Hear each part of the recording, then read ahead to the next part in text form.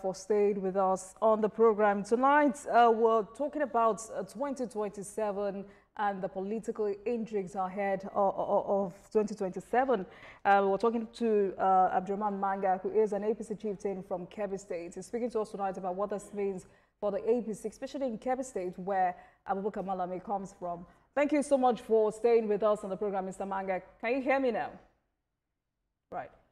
So just like I was saying before we lost connection with you, I was saying all the familiar political faces have now come together to say they will unseat Mr. President of the APC. I wonder what this means to you. Can you hear me, Mr. Manga?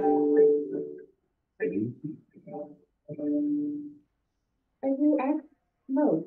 Can you please mute your device, Mr. Abdurrahman Manga? Yeah. Okay, can you hear me now? Good evening. Good evening to you. Yes, I can hear you. Right. Loud and clear. What does this mean to you as an APC member?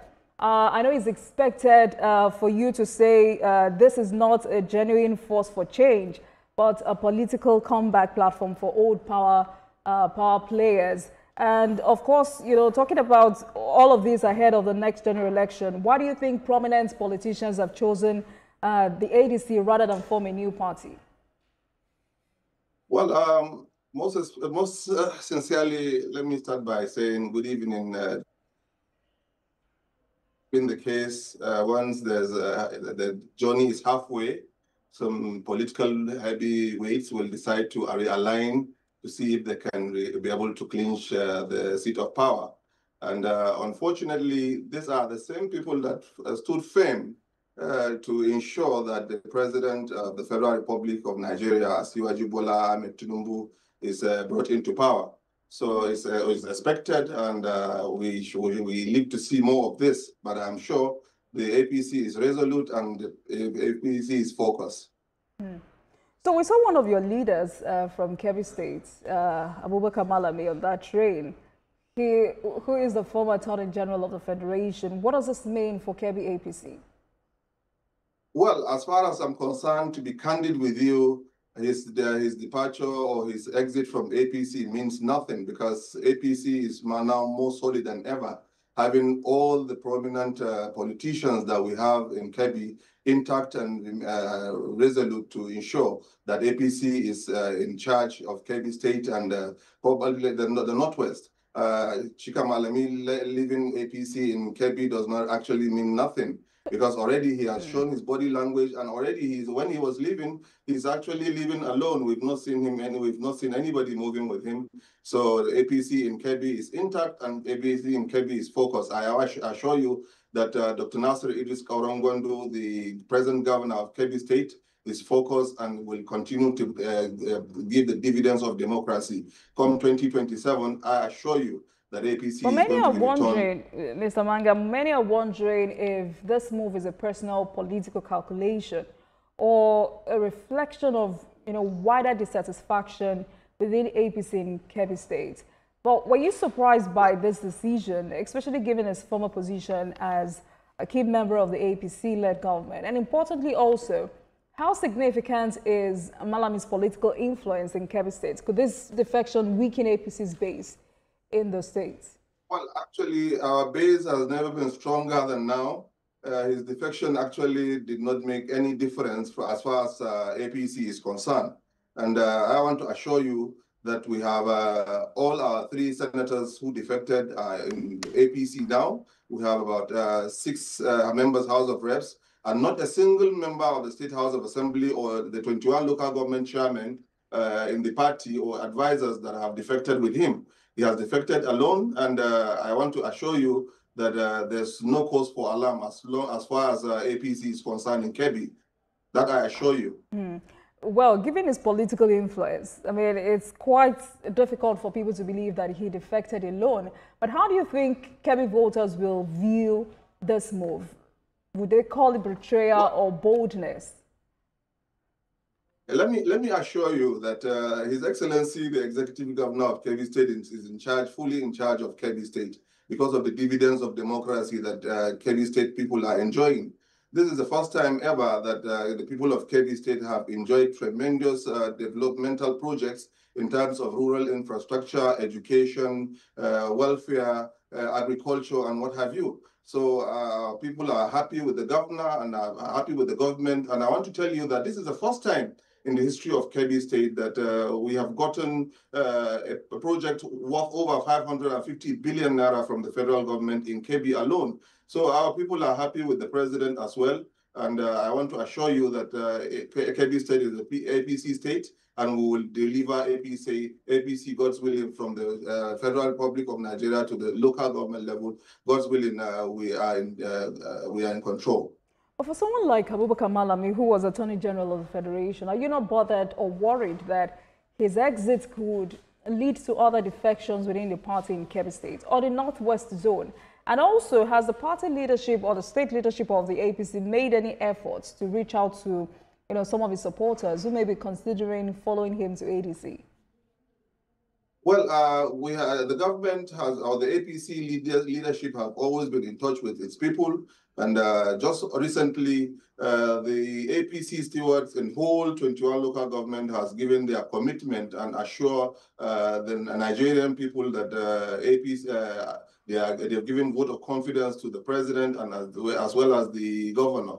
So I don't think there's going to be an issue with his defection, even though there have been series of body languages that has shown, and that made even, including his closest associates, coming to declare their allegiance to the government of Kebbi State. So I feel he has gone alone, maybe for his personal reasons or ambition. That we can be able to see when the time comes, but I want to assure you that we are not scared or we are not deterred from the defection of Malami into ADC or ABC or whatever. But why do you think he left the party? And I'm asking because, some critics argue that Malami left after facing unresolved allegations while in office. And one is his involvement in the $9.6 billion P&ID scandal. He was also accused of, illegally approving the sale of forfeited assets, including luxury properties, oil vessels, and vehicles without due process or transparency. He was also linked to the, controversial reinstatement of Abdurrashid Maina, that's the former chairman of the Pension Reform Task Team. Do you think his defection is a way to, perhaps cleanse his political image? Well, that I don't. As far as politics is concerned, he has gone on his own and he's on his own, and maybe that will be for the posterity to judge and see how far that can turn out to be. But I believe that in Kebbi and in the Northwest, the movement has not shaken anybody, and the APC government is focused, and I'm believing that we will do the needful and we will return this government, God's willing. The APC will continue to lead. And for his movement or allegations that are leveled against him, I think the competent court can take care of that. And when he's found guilty, well, he has his records to dance with. But I mean, let's talk about the unity of the APC in Kebbi State. How united is the party? I mean, you've said APC remains strong in Kebbi, but Malami was once. How united is the APC in Kebbi State? Because you just said that the APC remains strong in Kebbi, but Malami was once a rallying point for party supporters. How do you replace that? If, an instance is if it begins grassroots mobilization under ADC, especially in Benin Kebbi and other surrounding LGAs, how will APC counter that? Well, I have not seen any grassroots mobilization. I'm saying if he begins, he just defected yesterday. Did you get that? He just defected yesterday. So if it begins grassroots mobilization, how will APC counter that?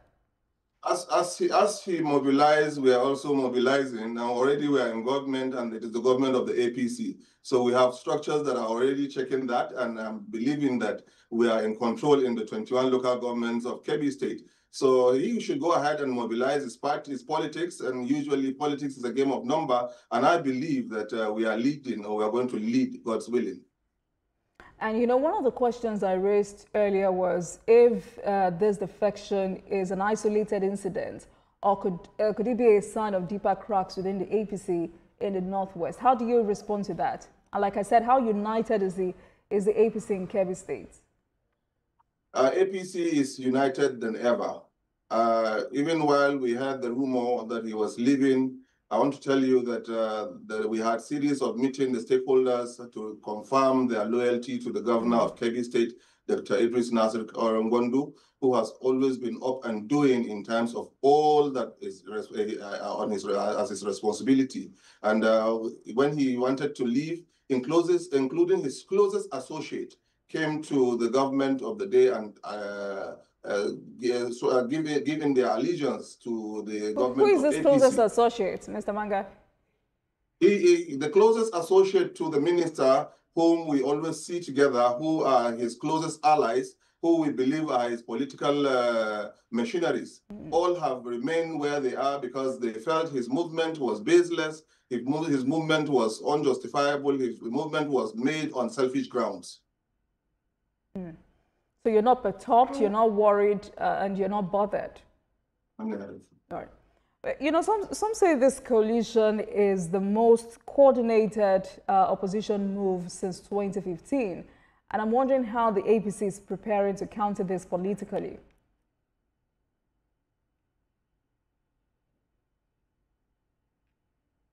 Mr. Manga, did you get that question?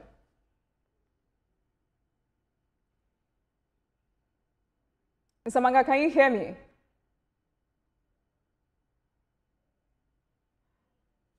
Mr. Abdurrahman Manga, did you get that question? What I said was, some say this coalition under the platform of the ADC is the most coordinated opposition move since 2015.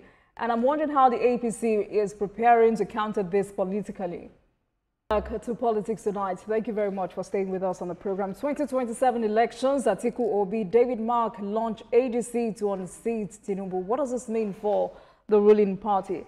Abdurrahman Manga, APC chieftain in Kebbi State, is live with me on the program. Thank you very much for staying with us, Mr. Manga. So some say this coalition is the most coordinated opposition move since 2015. And I was asking how the APC is preparing to counter this politically. Is the APC worried that, you know, growing dissatisfaction in certain regions, especially youth and civil society movements, may be capitalized on by this ADC alliance? Well, I want to tell you that this alliance is a dead-on-arrival thing. This alliance will not see the light of the day. And I want to tell you that the previous alliances that were made in 2015 made sense because the president, commander-in-chief, who left Buhari, was having his 12 million votes, and having other people to come along will make a lot of sense.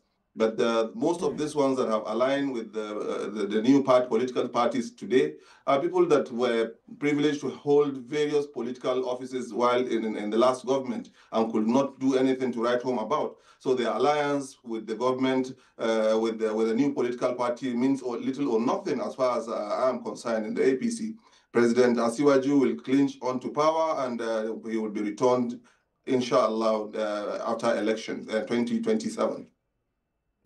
But does the APC see any internal weaknesses that, you know, perhaps the ADC coalition might exploit between now and 2027?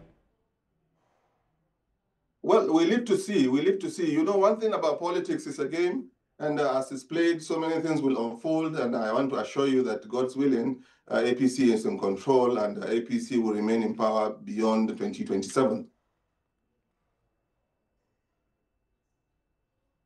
You know, I asked that question because the reality is that some of these men are well-known figures in northern politics, and it is expected that their move is seen as a serious threat to the APC stronghold in the north. Atiku and El-Rufai, for instance, have strong followings in the northeast and northwest, respectively. So how does the APC plan to contain any possible shift in loyalty from these zones? Would you agree that their alignment under ADC could unify fragmented opposition voices in the north? Well, these are all politicians that I'm sorry to use the word expert, but they're expert politicians. We've had, they've been in power, we've seen what they can do, and now they have decided to leave because of they were not involved in government, and it's purely selfish. It's purely personal. It's not on the basis of people's whatever. I want to say, come back to El-Rufai, for example. This was the same person who insisted that it must be Asiwaju Ahmed Bola Tinubu and worked tirelessly for his emergence. And at the same time, because he's not part of the government, he now come to fight the government. So which means it's purely based on personal grounds. And I want to tell you that some of these people are leaving the APC because they are nursing political ambitions. And those political ambitions, I think, will not see the light of the day as far as 2027 is concerned with the APC. APC is resolute. APC is working more stronger. Looking at, we have more political, people coming into the APC that live in the APC. So this alliance, we don't think has anything. Is a dead on arrival as far as I'm concerned. I want to assure you that not in the Northwest. The Northwest, who are the people in the Northwest? You're talking of El Rufai, you're talking of Malami, who I believe I hope you will be in Kebbi to see how APC will win Kebbi. You will be amazed that APC is still in power. It's easy to say this is dead on arrival, but the fact is that APC tried the same script and it's worked in 2025. But how does the APC plan to, contain any possible shift in loyalty from these zones? You see, the APC, the alliance in 2015 was not the same alliance, not the same alliance here. Please explain. Explain, Mr. Manga. What's the difference?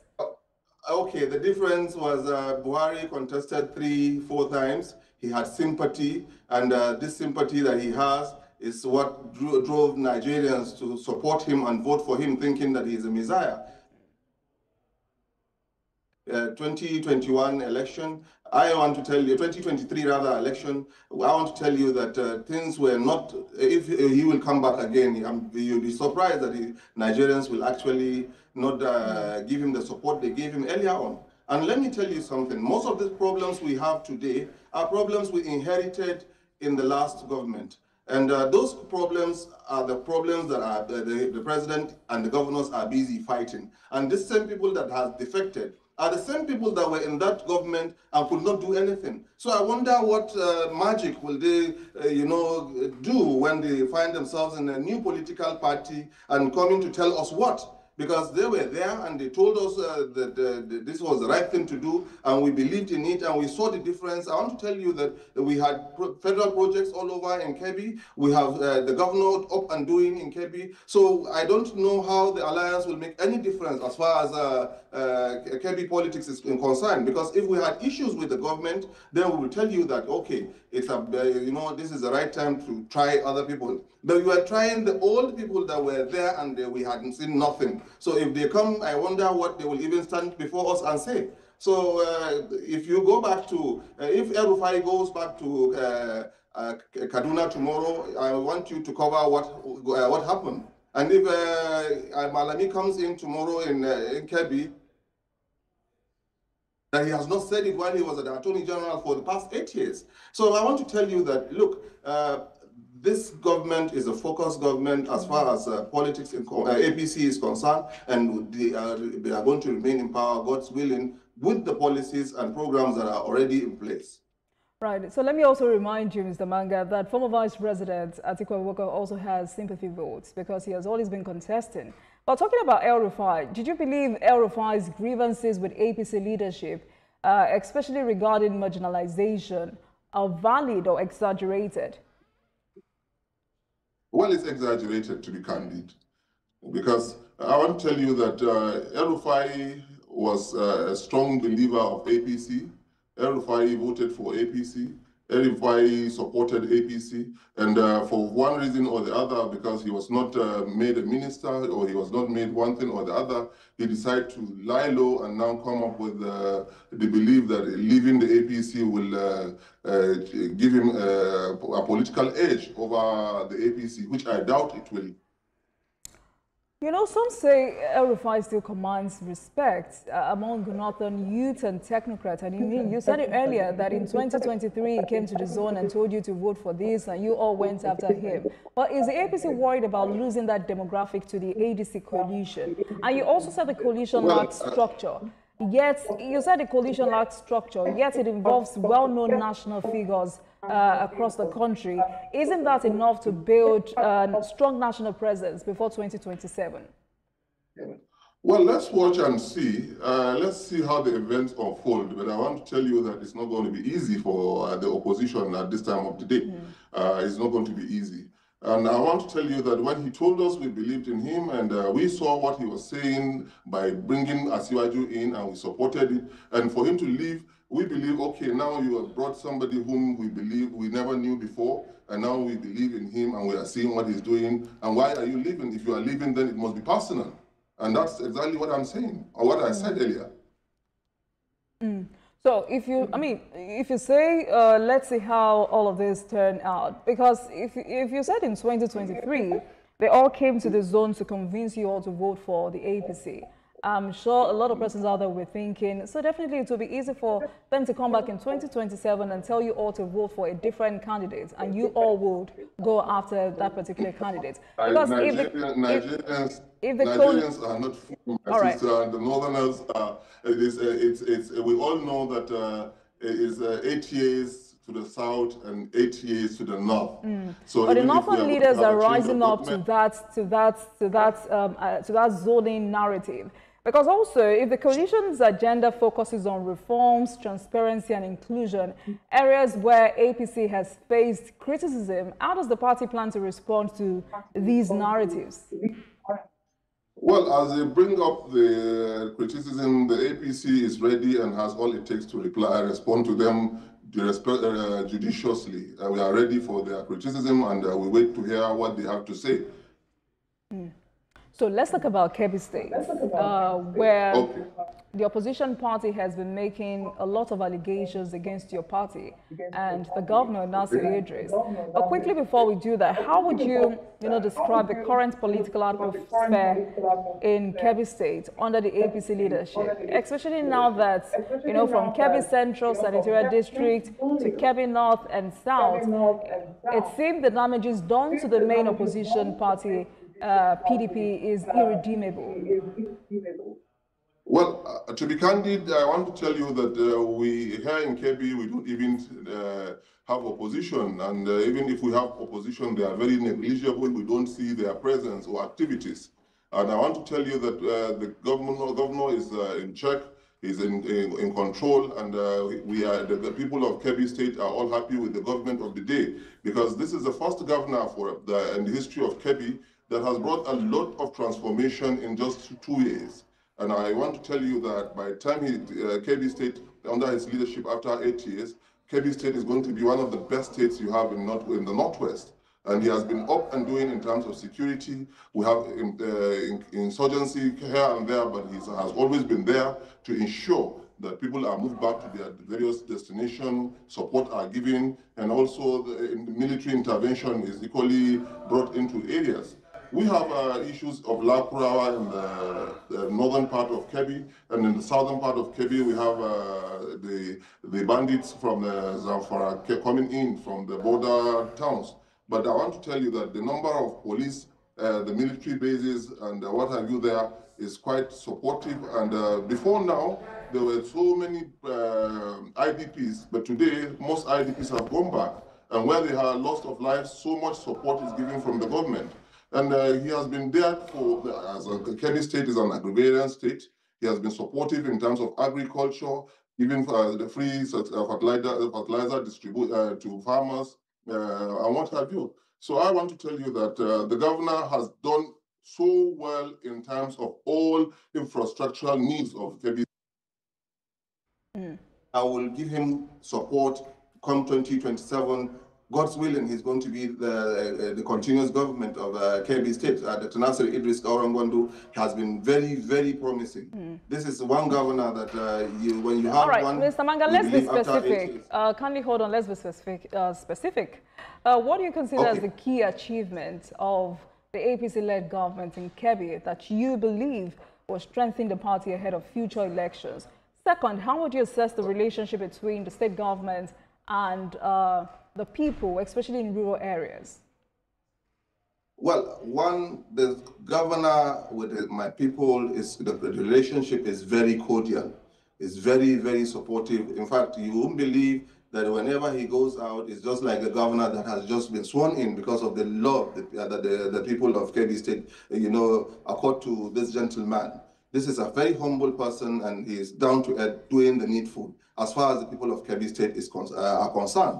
When you go to the area of the legislator, this is the first time you have the most smoothest relationship between the legislators and the executives in terms of governance. When you move into agriculture, this is the first time a governor who is voted has given the fertilizer free of charge to farmers across the state. We are dry season farmers. He gives this support to both the dry season and wet season farming. And when we come to education, he was once a teacher. And I want to tell you that the number of schools that Dr. Nasser Idris Aurangondu has renovated, and some of the schools are under construction, are unprecedented. We have about 4 mega schools that presently are ongoing construction. You will be attest to me that this is a governor that really want to see that education has moved to the next level. As I speak to you, he just left for India to go and see some of our students that has been on scholarship to see how they are doing in India. And this has been one of his key achievements in terms of scholarships, in terms of KB Care, they call it the NG Cares. He has always been there. All right, Mr. Manga, but how do you defend allegations coming from the PDP that Governor Nasir Idris-led government is using judiciary to silence opposition? An example is coming from the state's PDP Publicity Secretary, Sani Dododo. His allegation is that Governor Nasir Idris is using the judiciary as a tool for political tormentation and persecution. He accused the governor of sending opposition voices to prison without due process. How do you defend this? Well, you see, one thing about opposition, there's no day that you will be able to, say one thing or the other about opposition. Whatever you do, the opposition will want to say you've not done it. And sometimes back, we've been politicking while we're in opposition. We know how it is. Whatever the good thing you see, the infrastructural development, for example, we have in the state, the opposition will say it's not properly done. And no matter how good governance is, an opposition party will always want to make it look it's not done. But when you saw Kebbi before now and you come into Kebbi now, you will attest to me that Dr. Nasser Idris Aurangondu is doing incredibly well. And the PDP is just a toothless bulldog as far as Kebbi State is concerned. All those that matters in the PDP are back to APC, and Dr. Nasser have embraced them. Those who are left behind are the remnants like the Dododo who are busy making noise. The judiciary is a body of its own. It's even ridiculous for Dododo to mention the name of a governor who is busy doing good for his people that is part of such an allegation. So I want to believe that it's just a mere allegation which is baseless. Are you saying the governor is not sending opposition voices to prison without due process, or you do not know about this situation? I know the governor is not. Okay. Because there's also been reports of internal disagreements within the APC in Kebbi. Some APC stakeholders and elders have accused the governor of running the government in isolation.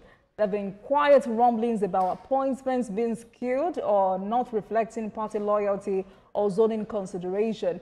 The State Working Committee has also been accused of favoritism and poor conflict resolution. How is the party managing, these internal issues? Well, I'm hearing this for the first time from you, who happens to be from Lagos, telling me this. I mean, we have our reporters on ground.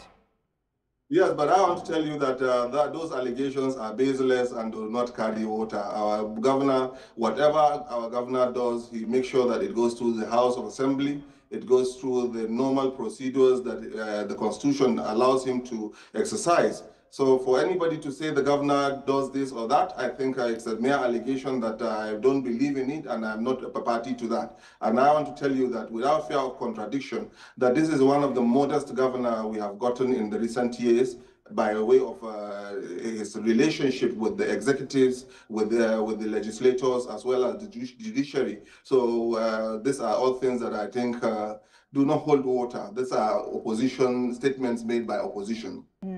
But are there concerns about possible defections or divisions as 2027 approaches. And I'm wondering what step is the APC taking to ensure unity and discipline within its ranks? Just last few days, a former aspirant from the PDP, His Excellency Alhaji Zubairu Turaki, who contested in the PDP, defected to the APC network, his supporters back to PDP, to APC, and telling the people that he is back to APC because of the good work of His Excellency, the Executive Governor of Kebbi State. So I see more defections coming into APC than leaving APC. I want to assure you that. And my next program we're going to have with you, I'm going to attest to you. I'm going to give you the number of people that have defected so far from other political parties into our political party. And we are APC in Kebbi is working stronger by the days. All right. But Mr. Manga, what's your reaction to youth and civil society groups that say Kebbi politics is dominated by recycled politicians? For instance, Atiku Bagodo served as senator from 2009 to 2015, then governor of Kebbi 2015 to 2023, and later became Minister of Budget and Planning under the same administration. Still wields major influence in Kebbi APC and national politics. Abubakar Malami, for instance, served 2 terms as Attorney General of the Federation, 2015 to 2023, tried to become governor, still seeking power. Now he has joined ADC. Your people say many key appointments in Governor Nasir Idris' administration went to retired civil servants, former commissioners, or ex-party chieftains, rather than emerging youth leaders. Some appointees in this cabinet had served in the administration of Saidi Dakingari. Are these concerns valid, Mr. Manga? Let me be very honest with you, my sister. This is the only governor that has appointed more youths in governance than any other governor I've seen in recent times. And for your information, I've been in Aleru when he was a governor, and I was the sole administrator in Dakingari's administration and an advisor as well. I was a 8 years advisor to Atiku Bagudu, and presently I am a stakeholder in this government. I have seen how they run government, and I want to tell you that this is the only governor that has embraced more youths in terms of political appointments. We have 21 local government chairmen, and 18 of them are young people. We have about 27 commissioners, about 16 are young. We have about 8,000 advisors and SAs and what have you. About 6,000 of those people are young people.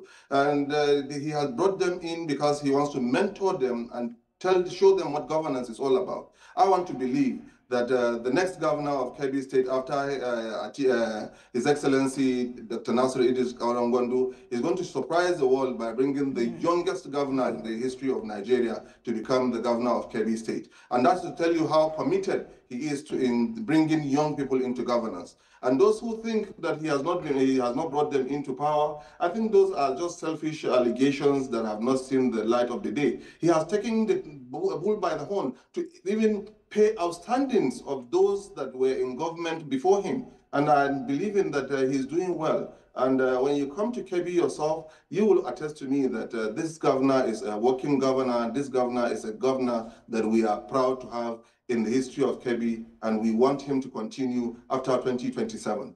But do you think APC chances in Kebbi depend, more on performance or on political loyalty and networks? Performance plays a significant role. Let me give you an instance. We have a road that is a federal road linking about 4 local governments, a complete emirate that has a lot of potentials over there that has not been constructed. And immediately he came into power, he took the bull by the horn to lobby the president to allow him to construct the road. As I'm talking to you, that road is about 40% completed by all standard.